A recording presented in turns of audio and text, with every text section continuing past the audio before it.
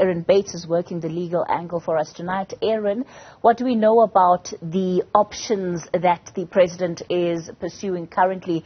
Very clear that he believes that there is room for some kind of legal decision that could perhaps sway or swing things in his favor.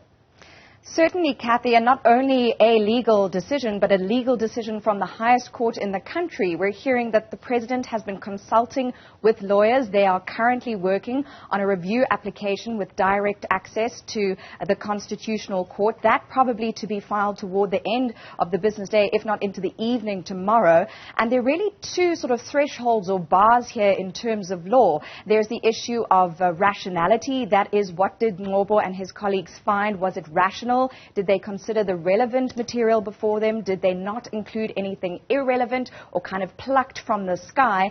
And then there is the procedural issue. That is around whether or not the process followed, the work done by the panel, the way in which they conducted themselves was entirely above board. And so those are the two sort of thresholds or marks which pertain to this legal review we have confirmed with well-placed sources is in the pipelines as we speak. Let me bring into this conversation Advocate Paul Hoffman of Accountability Now. Interesting, Advocate Hoffman, that what we're seeing is somewhat of a change in stance depending on really who you're listening to when it comes to this panel, its credibility, most importantly, the work that it has produced and the extent to which this work will stand the test of any legal action going forward. Is the Constitutional Court the right court? And what do you make of the way in which the work of this panel has been scrutinized over the last couple of days? Good evening, Kathy and Erin. Thank you for the opportunity. And good evening to your viewers as well. I think this story is moving faster than we can all keep up with, but let's try. The first thing that is unusual is that the president is asking the Constitutional Court to act as a court of first instance. You can be sure that the respondents, or whoever is a respondent in the matter, they may only sue the panel, they may sue everybody who's interested in the panel's work, they may have a whole lot of people intervening in the matter anyway if they only sue the panel. And what will be argued there is that the Constitutional Court is the court of last resort in South Africa. It does not usually sit as a court of first instance, and it has to be in the interests of justice that it sit as a court of first instance in the matter, which means that the court will have to make a call as to whether or not it is in fact in the interest of justice to sit as a court of first instance. I think that the president has quite good prospects of succeeding with that particular threshold because of the importance of the matter to the rule of law and constitutional democracy in South Africa. So if we assume that he does get up and going, then it seems, as Erin has sketched, that the rationality, the legality of what the panel has done will be the first order of business. And there is also, as I understand, Erin, some challenge in relation to the propriety of one of the members of the panel sitting as a panelist in the matter. So that's really where the case stands procedurally at the moment. Erin, let's talk about these legal steps and the implications that they will have on what Parliament is set to debate this week. And undoubtedly, there are those who, of course, have seen whatever response the president will have, particularly challenging the report, as buying time, at least enough time to deal with what we know is an ANC elective conference that's just around the corner. Absolutely, Kathy. There's so many threads that sort of intersect here with this matter. And your question around what now for Parliament is such a prudent one, so relevant, because, of course, the question is if there is a legal review on the cards, what happens with the vote on Tuesday, what happens with the deliberations, especially scheduled after the closure for Parliament. And here, although they're very different processes, the issue of what happened with the Public Protector in the Section 94 inquiry may well come into play. There they looked for legal advice from Parliamentary Legal Counsel to see whether it was a good idea to keep going, whether in fact it was legally sound to keep going with that Section 194 committee process while there were challenges in court.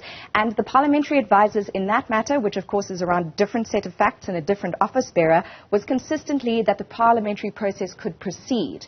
And in fact, yesterday I spoke to Floyd Shivambu from the EFF, him adamant opposition parties are consolidated on the way forward on this matter. They wanted to proceed, and even if President Cyril Ramaphosa were to step down, which it's clear is not happening today, they would push for the impeachment vote nonetheless, because it would strip him of any benefits such as pension, even once out of office.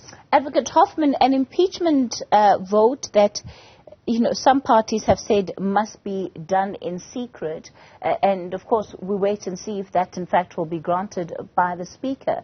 But the ironies, of all of what is unfolding, not lost on me, especially what Erin is saying, that Parliament in a different inquiry has said that inquiry's work can continue despite the legal challenges that are at play. Do you think the same rules will apply here? It's really very difficult to see how the parliamentary stance will not be coloured by whatever decision the NEC of the ANC takes in the matter, because the members of the majority, 231 members of Parliament, are under the supervision and the discipline of an ANC whip.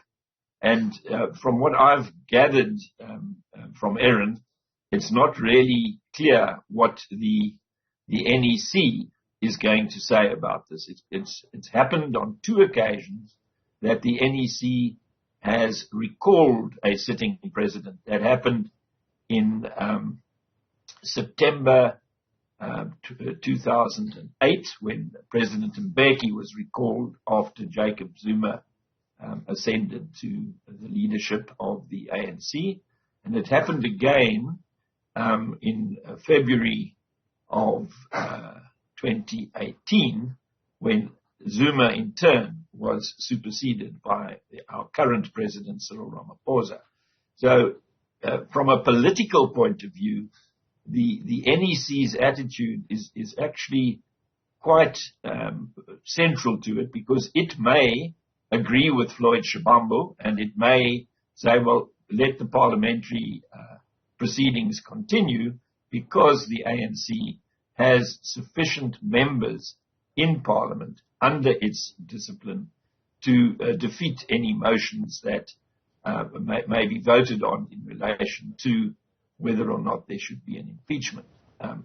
That factor, if there are not defectors among the backbenchers of the ANC, should make the debate rather academic as to whether or not the impeachment aspect is dealt with in Parliament on the 6th or this year. The other thing that is brewing is that the DA is preparing a motion for a snap election in which they will require 50% plus 1, in other words, a simple majority in the National Assembly, to bring about a snap election.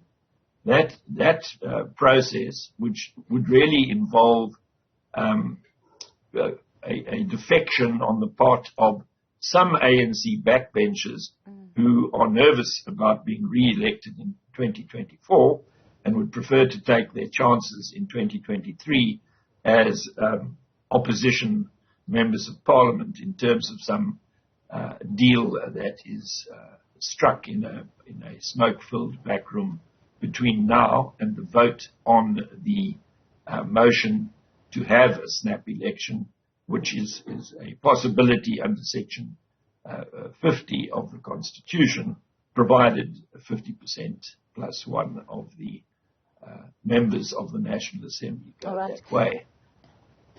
Advocate Hoffman, just to wrap it up then, this story undoubtedly puts our judiciary right in the center of, the spectacle that will continue to unfold over the next couple of weeks.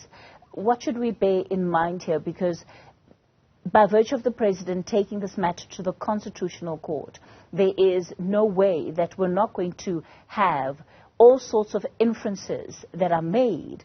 And, of course, the work of the judiciary being drawn into the political spectacle as well.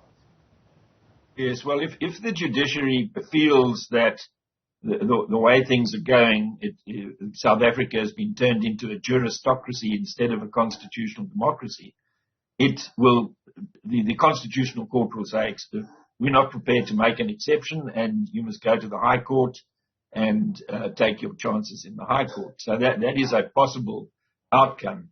But if you think about it carefully, the 4 points on which the merits of the review will turn are 3 in relation to violations of the Constitution that do not amount to criminal conduct, and a 4th one in relation to the contravention or the prima facie case that has been found, because there is sufficient evidence, according to the panel, to suggest that a prima facie case is available on the question of whether a contravention of Section 34 of the Prevention and Combating of Corrupt Activities Act has been committed by President Ramaphosa.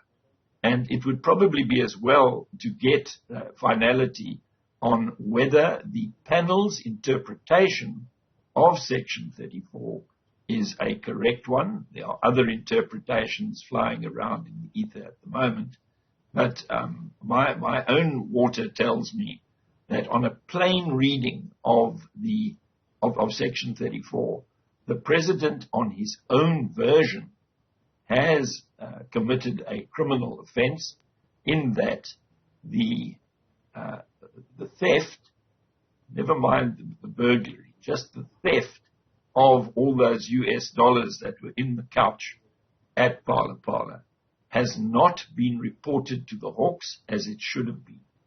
And if that means that there has been a contravention of Section 34, then the President is not only in jeopardy of being impeached for his criminal activity, he's also in jeopardy of the NPA becoming the National Prosecuting Authority, becoming involved in the matter and prosecuting him for his alleged contravention of the PRECA.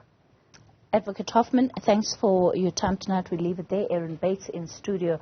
That's where we'll wrap it up. As you can hear, a story that is still going to continue to unravel as we get into the week ahead.